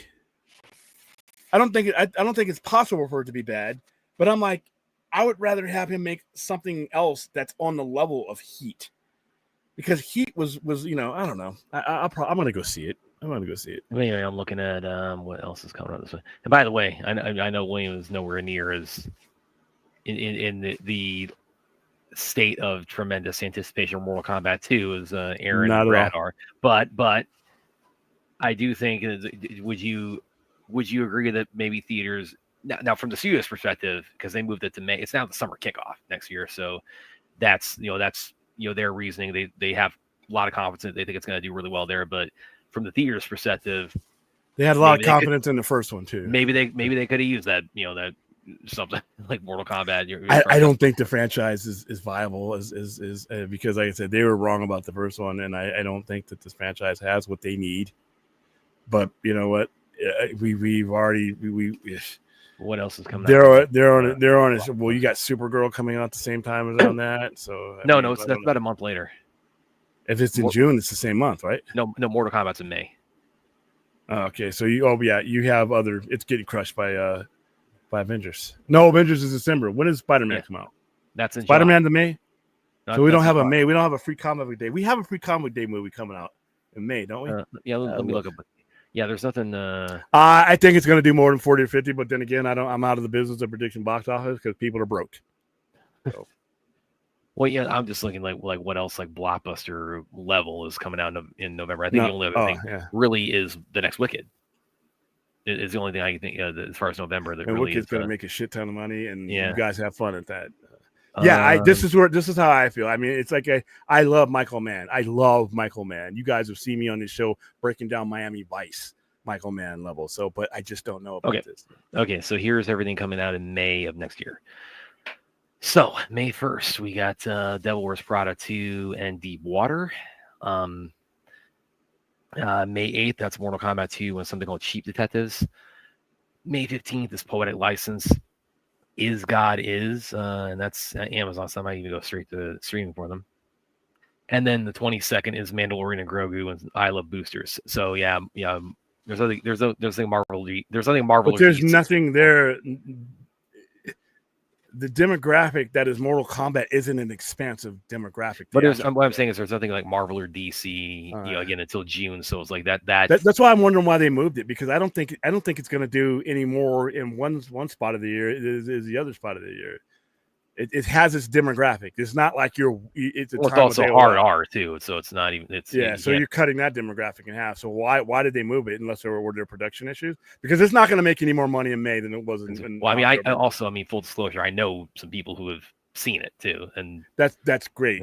That's great. Now we're talking. The masses is what's going to determine whether something rises or falls. I know some people who seen some movies before they were released too, and they went straight to the bottom of the ocean. So it's not Mortal Kombat has a distinct demo. I think I don't know why they moved that. I don't think. And by the way, like the Todd Gardner, a lot of the people involved actually been kind of like pointing at the reports of the box office during October, saying, see, this is why we moved, because this is maybe not as hospitable that's their argument. I think certain movies are going to suck no matter where they are. Certain movies might benefit, maybe, like when we're talking about school break and things in like the heart of summer. But as far as like the difference between I mean, if your movie's not a draw, it doesn't change. You know, if you have a limited demo, it doesn't matter what time. That demo is going to go see your movie no matter when. You're going to go see Mortal Kombat no matter what time of the year it's released. But as the general audience, that's why you move a movie. You move a movie because you think you have an attraction of a general audience. You could add that on to your hardcore demo. I don't see that film. Well, but I mean, that's what they've decided, or maybe that's what they determined is that, because I mean, kids play the games too. Okay, does that equate to the kind of money that would justify that shift, though? I mean, that might have been what they decided. Yeah, I think that movie's. I don't know about bombing, but I don't think it's going to be financially significant. I'll just put that. I think bombing is a harsh term, but there's a difference between something being a success and being financially significant. I think that's what streaming is going to probably save a movie like that. We'll see.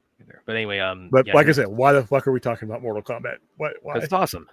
It's not. Next topic. Get it off the screen. Well, yeah. Okay. Well, it's awesome. But anyway, bring up some like the tracking for Badlands. So, Predator Badlands hopes to alleviate autumn's box office drought with a 60+. Okay, this is like global opening with 60+ million global opening. I'm going to pull up the article itself here. So. And tracking is, I mean, it's not exact science. Yeah, tracking hasn't been right all year. It's sometimes they're overshoot it, undershoot it, anything in between. So it's like, I mean, you can't like set these things in stone, but okay. And that's streaming fucked up those numbers because nobody can predict that shit. Hollywood turns its weary eyes to a fanged, fleshy-headed alien to hopefully bail it out. 20th Century Studios' Predator Badlands is eyeing on the low end a 60 million global box office start. 25 million of that coming from the U.S. and Canada. The pick reps Disney's second go around with sci-fi this fall after Tron Ares ran off the grid with the 134 million worldwide box office. By the way, another movie where people weren't doing the math. The difference in time is that there's hope for more walk-up business from guys under 25. Predator Badlands beyond its core older dupe. Love the very colloquial wording. But in this, typically Predator movies are R-rated, and the PG-13 rating here allows for an expansion of the audience. Like you said, the PG-13 rating on this is bullshit anyway. It's a scam. But you know, it's I guess it's kind of like a Trojan horse, where it's like, okay, I talked to people who bought their families tonight too. Yeah, we talked to people who bought their families off, and they were looking at me like, this was really violent. I said, I warned you. I fucking warned you.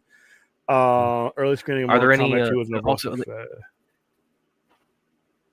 were there is there a lot of like F-bombs or anything as far as like the profanity usually that's what so I mean the Predators don't have I don't have the Predators swear basically they have that in their language. Nah, not that there's no F-bombs at all in this movie. Is there any cursing at all in the movie? I don't recall. Because that would be the way the Yutani androids are not cussing. That'd be are there any like, and that's another, maybe that is a spoiler, if there are any like actual human characters in there, or are they all just Yutani androids? Pass. All right, early screening of Mortal Kombat 2 was overall success in this terms of positive reviews. Okay, once again, you have to understand who your audiences are when these are going in. We're talking about mass appeal.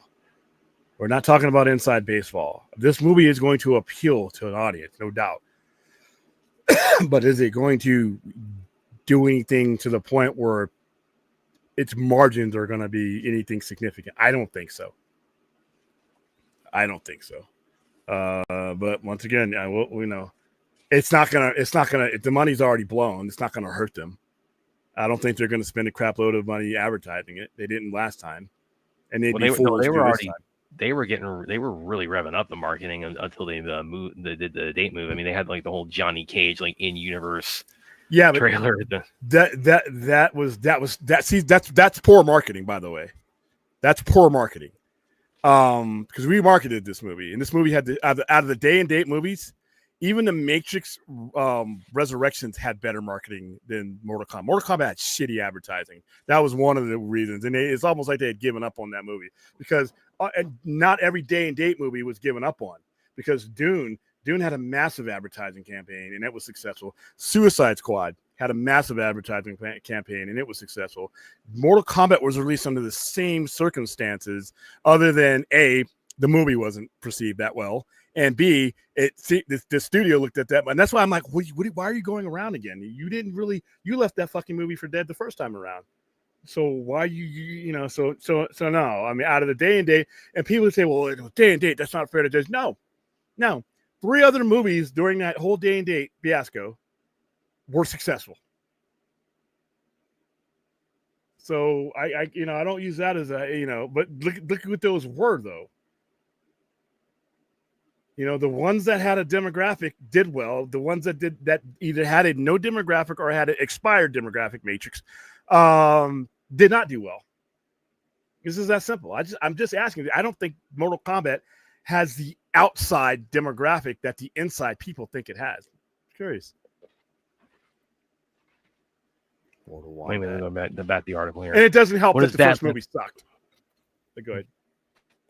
Yeah, if we come back, I know you're not like you say nobody losers take victory laps, but if we come back in May and this movie is like bigger than William says, I can't promise I'm not gonna take a victory lap. You don't get paid anything. I'm asking a question. I'm not making a statement. I'm making a statement based on what we have. You cannot look at the facts of Mortal Kombat and claim anything outside of that reality. You can be happy if it does. I don't want to see anybody lose their job. I don't want to see a bomb hit the theaters and cost people theater time. But there's nothing there saying that it would do anything beyond what it already did. That's not a victory lap. That's just indication. But go ahead with the other thing. What does Badlands have going for it? A filmmaker in Dan Trachtenberg who has already injected a blood transfusion into the long in the tooth 20th Century Fox franchise of the original Hulu movie Prey, which wound up being the streamer's biggest premiere ever at the time, which I was not aware of. I knew it did well. I didn't know it did that well at the time in August 2022. While most Predator movies focus on humans being hunted in Badlands, the tables return to the alien hunters of prey. Also, reviews following last night's holiday premiere stand 88% fresh rating on Rotten Tomatoes. I don't care about that. I know we definitely don't hear, but I mean, it doesn't. I mean, if you get that high on Rotten Tomatoes, I mean, it's like, yeah, it's 87, 88. I don't give a fuck about that. I mean, it's kind of like, I would like my attitude on Rotten Tomatoes is like, if it gets like that kind of reception where it's like, okay, great if it gets it. I mean, we're not gonna say no to that kind of like accolade, but yeah, but I just urge people go see these movies. Go see these movies for yourself. Even Mortal Kombat. Go see Mortal Kombat, and if you like it, then guess what? You got a special moment in your life. Don't listen to me or an aggregate. It's your money.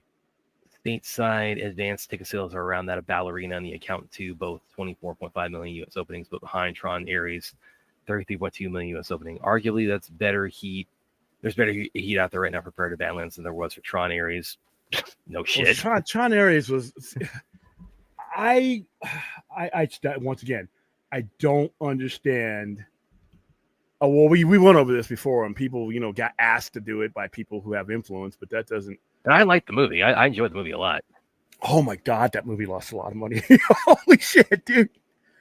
Oh, how do you spend $220 on Tron Ares? Holy fuck! Well, because they were lying. They were lying when they put it, whatever they put up. The budget on Wikipedia, I swear, it said we were talking about this a few weeks ago. It said like it was like 170, which is like 10 million more than what Legacy cost. But okay. Yeah, 220 million. This is what I mean. Not only did you have questionable demand, but your last movie was, what was Tron? Was that 2010? Legacy, that was 2010. 15 years ago. So even if you had strong numbers for Tron Legacy, let's see what Tron Legacy did. Well, I mean, the gap from like the first one to Legacy, that was like 28 years, wasn't it? Yeah, which is why the fuck did you make Legacy? But hey, that's just William talking. Let's see. Had a great soundtrack. Tron Legacy actually did all right. Yeah, it did. The budget was 170 box office. Now, again, different era in box office. That's what I'm saying. So that's I don't know, man. Well, the first one, let me look what the first one did. Well, that's like $1982. Yeah. That's going to be hard. Yeah. Well, budget 17, which God, you imagine if they actually tried to make this for 17. Whoa. Okay, Dan, man. Listen, dude, I like you, man. Well, what are you doing to me here? And box office. Okay, Wow. okay, so the first Tron actually was a success. The budget was 17, the box office 50, but it wasn't like a phenomenon. Yeah, and by the way, that's good money in 1982. But now, if we're talking about 1988, we're making it. If we're doing like Aliens and Alien, we're talking about that gap. All right, let's go, let's do it. But when we start like literally having children 2 generations in between your sequels, that's tough, man. That's tough. Well, anyway, what Predator also has going for it, there's been 8 films since the original 87 Schwarzenegger starring title. The franchise has been consistently in supply versus the mere 3 Tron movies made since 8. This article really beats up on Tron. However, note there's a ceiling when it comes to stateside openings of the Predator movies. The franchise record owned by this is gonna kill William. The franchise record owned by the 2004 crossover title Alien vs. Predator, which debuted. What does with it say? What 38. does it lead up into? That's the original AVP. That's the one that had the biggest opening weekend of the Predator. I was there. I believe that. I was there because when you tell me Alien versus Predator, I was going in for something else. So yeah, I was part of that big opening, but then I learned.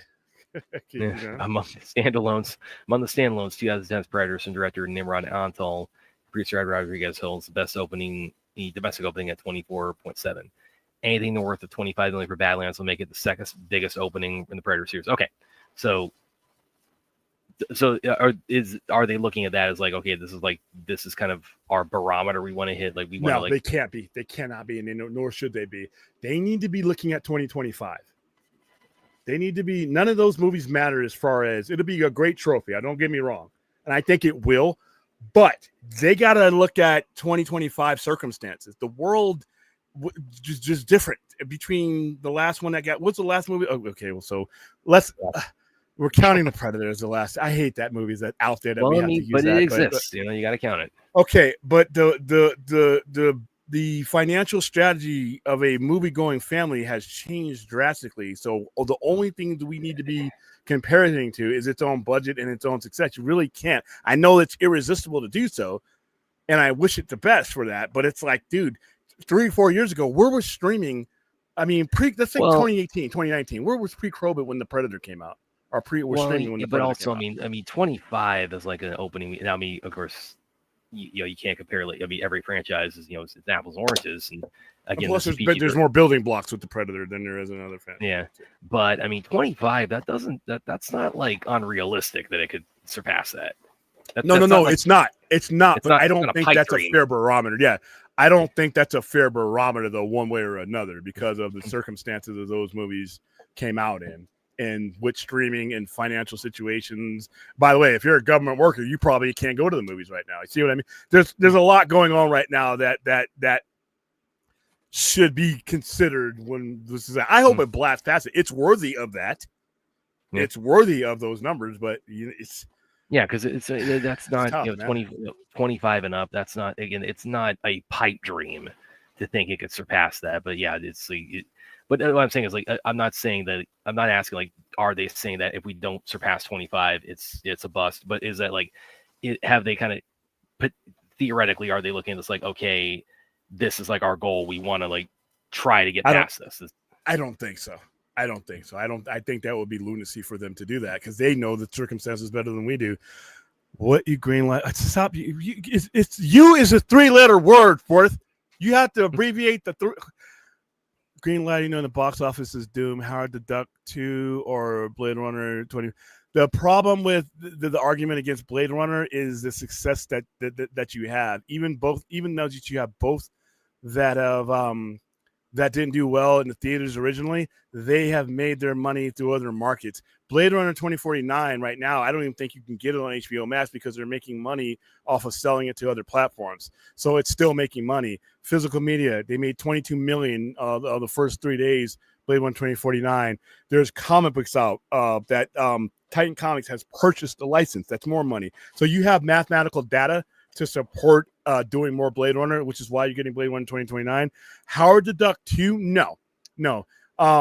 You're not going to ever get a Howard the Duck 2. Now, you may get a Howard the Duck, but it would be the Howard the Duck that we saw in the MCU, which I don't know why James Gunn, when he was there, that's right down his lane. But the Howard the Duck that you saw and the one that's an Endgame where you see him actually running with the fighters, I would say you would see No that dialogue. Howard the Duck. Yeah, I would say you would see that Howard the Duck before you saw a sequel to 1986. Not even if 1986 Howard the Duck was moderately successful, and it fucking wasn't. We're talking almost 40 years ago. Who are you aiming that at? So yeah, no. Let me look more here in the article. So, Predator Badlands will hold premium format fan previews on Wednesday, followed by Thursday previews starting at 2 p.m. Yeah, I'm gonna look this up, see if there's any. Because again, right now I'm seeing a Friday, but I'm hoping maybe there might be. They got just double might get to features see it, already like, tomorrow about or that. Thursday. If you want to go see Prey, if any of you want to go see Prey, they're doing double features all over the place for that. So Predator I Badlands. I was okay with seeing it on my TV, but if you guys want to go. Okay, so this is more like about who's in it and like what the last one did and and stuff like that. Yeah. And like I said, these are along- all great numbers, but it doesn't really mean anything. Here's an interesting, and this is what I was getting at earlier about like what else in terms of like being a tent pole or like something that could that's like a blockbuster kind of release. What else is coming out in November? The only thing offhand that that jumps straight to mind is Wicked. Avatar? No, Avatar's December. Oh, okay. So the Wicked is, and that's not out till like around Thanksgiving. So Predator's got some breathing room within that. So along with Predator Badlands, there's a slew of new upscale adult movies set for North American rollouts, all expected to file in the low single-digit millions. Those are going to be all your Oscar movies right there. All the movies, yes, like all the Christie, movies that you never heard of. Yeah, that's going to get Nuremberg. It's going to get nominated. Oil, yeah. Die My Love, yeah. So that's one thing I think Predator has in its favor is that again, like other than until Wicked comes along, it's like it's kind of got the place to itself. Well, and it's not only that, the genre, like the geeks like me, you don't have nothing to worry about with Wicked.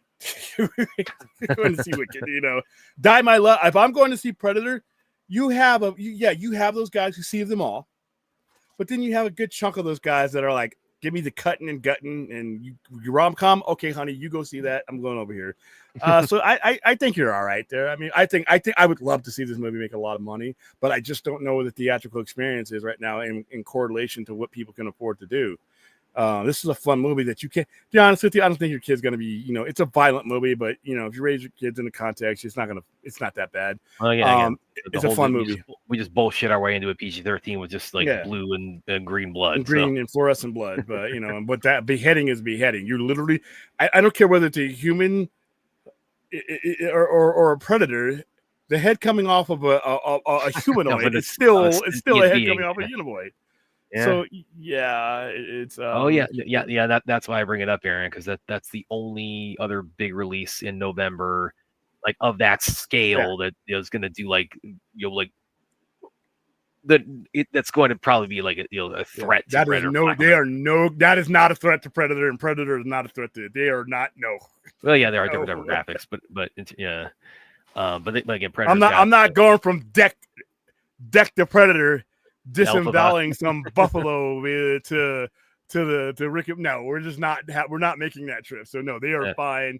Predator is going to be fine. Wicked is going to make its money. Some of these movies are just going to make its money. I don't know how much. Like I said, I could have told you that Avatar $2 billion, but I still think, and people disagree with me, I still think it's going to make far less. I still think it's going to clear $1 billion, no problem. And I think it will it'll make a lot of money, but. Even though Disney keeps its movies out there a long time, it doesn't matter if your financial situation now we're talking about the holidays where broke ass people now have to get gifts and stuff. It's just tough, man. I wish things were better. Because I know people who work in theaters. I just left the theater today. I like the theatrical experience. It's fun. It's fun to be there with your geeks and your fellow moviegoers, but it's tough out there. And if you talk any of you guys, a theater manager or somebody who runs a theater, they'll tell you. And even on the best day, the margins for theaters were thin to begin with.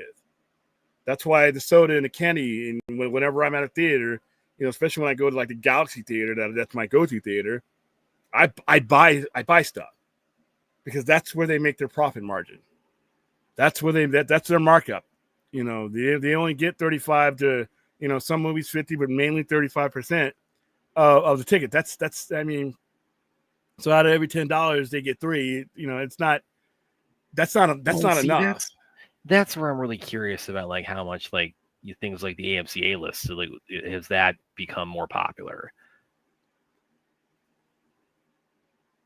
I know about as many people who are on it than are not on it, so I would have to say yeah. But even still, even with the A list, because that's how I still struggling. That's how I usually. But you're single dude though. Exactly. The A list is single, not the best. Yeah, if you're talking kids, about and I can use those. I get 4 freebies a week out, and I can use them all on me. Yeah, and that's basically they do the A list based on, you know, you coming in, and if you buy a popcorn and a soda, they justify the discount there. Because they're gonna make more markup off of those things, and that's why the popcorn buckets are so important. Because you're adding something like, huh? Is Predator getting a popcorn bucket? Yeah, it has a popcorn bucket that looks like my mask, except it's the whole bucket. The Back to the Future relaunch or re-edition or re-release. I'm not gonna go see that movie again, but I'm gonna go get that damn DeLorean. You know, I mean, there are some movies that I am not gonna go see either at a re-release or at all. But if you got a cool popcorn bucket, I might grab it. That's you just made money off of me, and I'm not gonna go see your movie. That's really good. I'm still deciding on this fourth. I think it will be cool to be surrounded with people who appreciate that show like I do. But on the other hand, like I said before, there's nothing significant seeing that on a big screen that I don't get out of watching it. I could watch it on this phone and I would be okay. But I think I'm leaning 60-40 towards doing it. Let's see. On the thoughts on the Thing 2 happened. What's that? The Thing 2. What do we clarify, guys? I think you might be talking about because you did the watch party of The Thing on Halloween is one of them. Yeah, you're talking about like the Thing, the prequel from 2011? The prequel, you talking about the 2011 one? I actually enjoyed that movie. I don't care what anybody says. Not everyone lives near a chain theater. That's true too.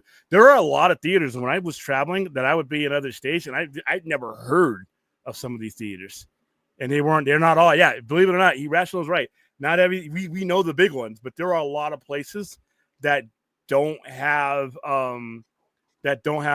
theaters that have reward programs because they don't have a chain that can absorb that discount. So yeah, that's a good point, Rational. You're more likely to get a movie in the MCU than anything else. You're not going to get. Yeah, they're not making a sequel to Howard the Duck from the 80s. But if James Gunn were still with Marvel, you'd have one already. There's no doubt in my mind that you'd have one already, because he was the one who brought him into the modern MCU. But it wouldn't be a sequel to 86. Yeah, but I know what you mean, but it's like, dude, what do your fingers cramp up after one letter? What are you doing here? Come on. Wicked, and well, yeah, because the first one did Oscar, didn't it? I mean, hopefully the Oscars actually watched it. You know, they probably watched something like that because it's singing and dancing. And see, that's we were saying again. That's what makes it. I still can't believe La La Land did what it did. That's what makes it so frustrating. They finally add the stunts Oscar, because we were talking about that a while back. They got it in now, but we find out about they're not watching, or all they're going to do is watch the trailers. They're going to watch the trailers. Say, okay, Tom Cruise is hanging off an airplane. That's good enough. We'll give him the Oscar. Yeah, they're going to watch the trailers, and then everybody, they're going to see Tom Cruise hanging on a plane, and he's going to get the Oscar. Even though there might be a movie that has, that doesn't get as much exposure, that has really killer stunts and shit in it. And then, and when it comes to when it comes to the non-actor or non-director categories, I don't trust the Academy anymore. Yeah. Because after Godzilla -1, people voted with their sentimental instead of what the actual category was. And now your decision making is kind of shady because the creators' special effects are better.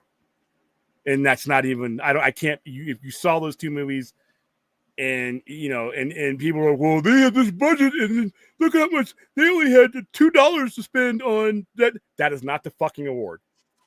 It is not the best bang for your buck Academy Award. It's best special effects. So when they start making decisions like that, I'm like, okay, even if you are watching them, what the fuck are you watching type of situation? And I love Godzilla -1. But me loving Godzilla -1 is not the award. The award is best visual effects. And that movie won it, and it wasn't. It just wasn't.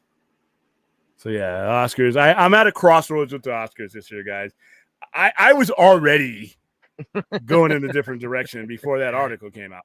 I was already, because I've seen enough movies. So hard reading that article. Yeah, you know, it took forever to get to, but I've seen so many of these movies and questionable decisions that, you know what, if you guys want to have your inside party, have it. I don't want you to change the Oscars for me.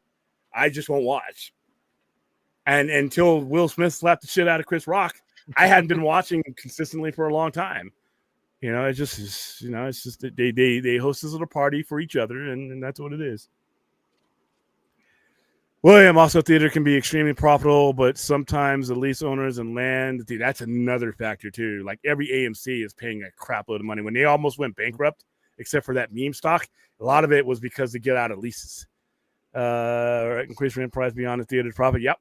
That's another thing. That's another part.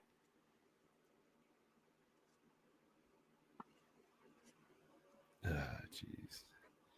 Broken beats. What are you talking about? I'm not pulling up for it. William, what is it about Blade 2 you don't like? The movie. I just don't like the movie. There's nothing about that movie works for me. I just don't think it's a good movie. And that's just me. I can't tell you guys how to feel about the movies you go see. I always tell you, it's the 3 M's. 3 M's. It's your money, it's your moment, it's your memory. So if you went to Blade 2 and thought that it was a great movie, I can't sell you for that. But if you're asking me, I can't name you anything that really worked in that movie for me. The story doesn't work for me. Nothing works for me in that movie. And I think it's a big drop off from Blade 1. I think it's a huge drop off from Blade 1. You know, I just don't like the movie. I really never. I don't want to say I hate it. I just don't really refer to it. Once I saw it, it was like, okay, that was 2 hours, and then I moved on to other things. And you know, I gave up on the Blade franchise, and then I saw 3. I don't know why, but 3 was horrible.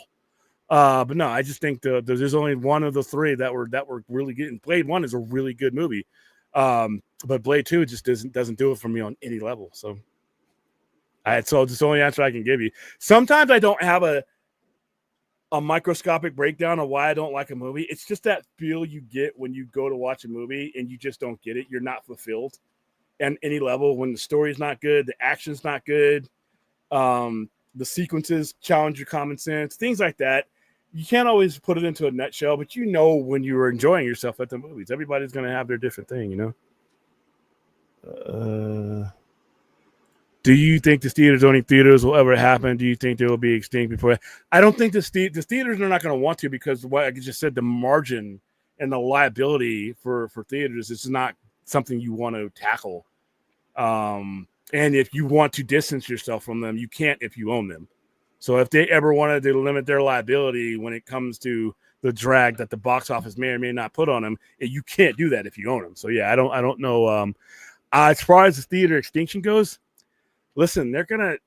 I still think it goes back to better ideas and better movies. I know we have streaming. I know we have all these things, and all those things are a reason why we're having issues with the box office.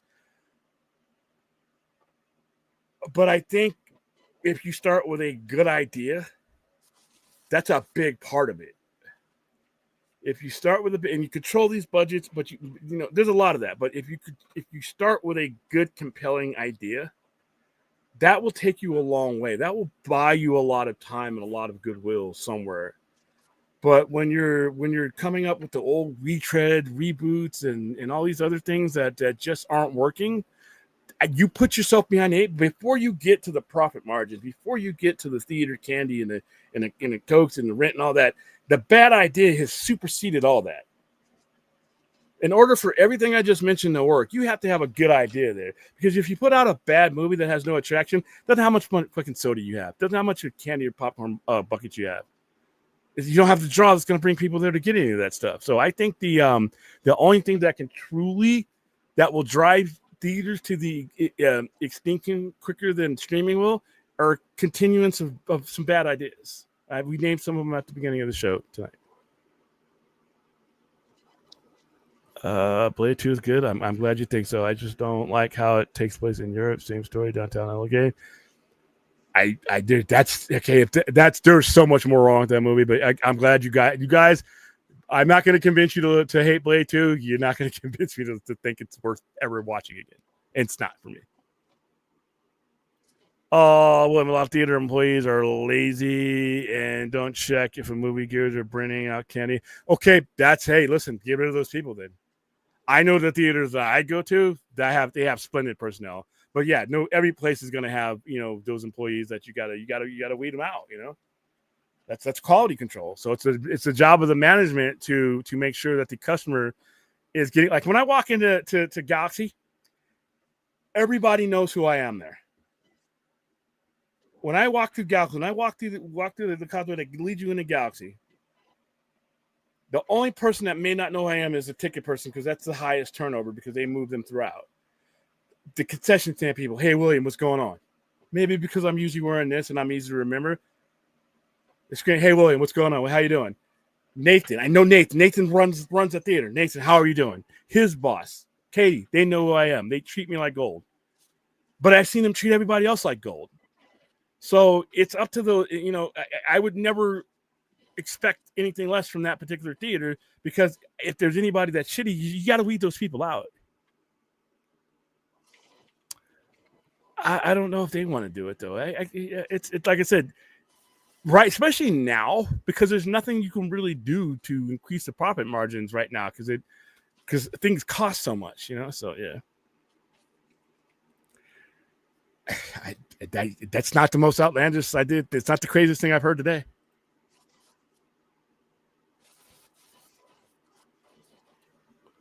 Okay. Paramount has made a blacklist of A-list actors. They won't be hiring, deeming them anti-Semitic. Your thoughts? Will it backfire?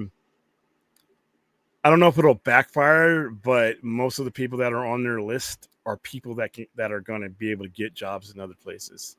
I'm not going to get into their religious or political beliefs, but when a studio blacklists somebody, it's not like the old days where that would mean everybody everywhere blacklist you. These people have relationships with other film companies that will hire them. So I don't know.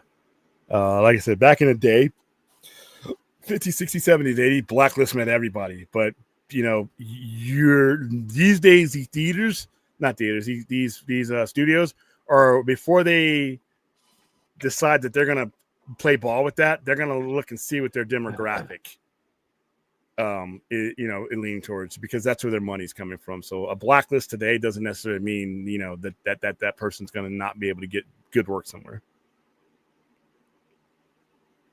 I have not seen Begonia. I don't have any plans on seeing Begonia. Have you seen Begonia, Bud? No, I haven't seen it. Okay. Yeah. I had a lot of fun with the movie. It's just a fun movie. It is action packed, man. There's no slowdown in that movie. There's no slowdown. You go to the bathroom, the movie's moving without you. So it's a really good. It's fun, and it's in line. It's in line with what he's done. I mean, if you enjoyed Prey, if you enjoyed Peculiar Killers, you're gonna enjoy this movie. This movie's fun. Okay. All right, guys. I think we are. Yeah, but see, that's these are fringe things that you can. Why I don't bring them up on a show a lot is because depending on what you read and how you feel about certain situations, and when you use the word anti-Semitic, you got to be careful. Anti-Semitic is a racist point of view. Some people are voicing political points of view that may not line up with yours, but that doesn't necessarily mean anti-Semitic. So that's, you got to be careful because these words get thrown around. That's why it's really hard to blacklist somebody, because your audience is going to dictate whether that happens or not. So you just got to have better conversations. That's my advice. Have better conversations. Don't throw around the catchwords unless you know what they mean, unless you understand. And if you're not willing to dive all the way in to what's all going on, that's cool. But don't throw around these words are not frisbees. They can cause damage in the wrong context. And that's with me not having read that Variety article, because I just feel about. All right, guys, that's a good spot for me to wrap it up. We're right at 2 hours. Go see Predator Badlands when it comes out. It's a great movie. I think I had a lot of fun with it. Doing that. I'll have posters for you local Las Vegas people. I will have posters to hand out to you Thursday, Friday, Saturday, and Sunday, so you can come by. I wanted to have them today, but what do you think? And this is probably a moot point asking us. What do you think the turnaround is on this from theaters to digital? It's probably going to be since it's a Fox/Disney movie, they may keep it in there as long as they want to. They're not really hurting. They don't, like I said, the lion's share of the Fox, Disney, whatever corporation does not come from the theatrical end. It comes from the parks. So they can withstand a 45 to 60-day window. So maybe even they can longer, withstand it, but that doesn't mean that's what they're going doesn't to mean that they're going to, but I'm just saying that other people are like, oops, you spent this much money on it, you got to get that money back. Whereas Fox, Disney type of situation, $38 billion annually on the parks, I think they're going to be fine if they want to keep it out there.